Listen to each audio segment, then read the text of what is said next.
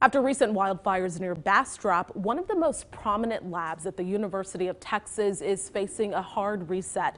Last month, the Pine Pond fire swept through one of their stations, destroying centuries worth of data. KXAN's Eric Henriksen visited the lab, and what they'll have to do to recover what's lost is what he found out.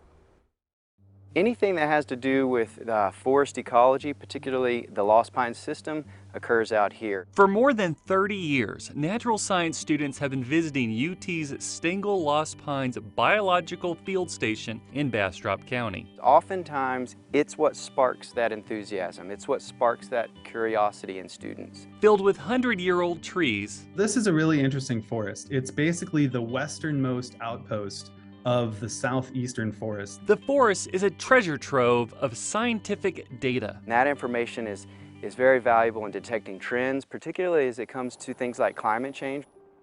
But last month, the Pine Pond fire swept through the area. This one burned approximately 800 acres, about 350 of which are on our field station here. And now, much of that data has been burned away.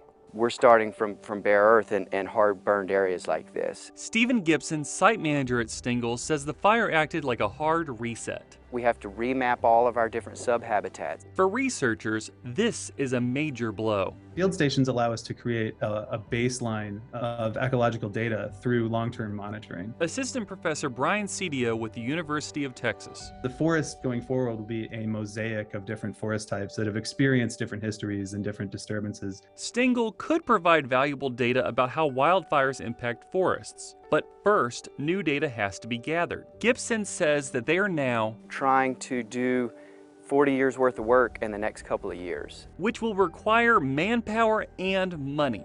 For now, much of the field station is closed, but they're hoping to reopen soon.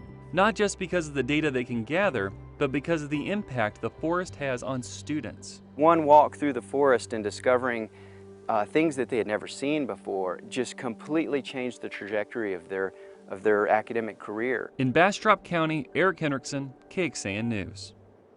And the university is accepting donations to assist in the recovery efforts. If you'd like to help, there's a link in this story on KXAN.com.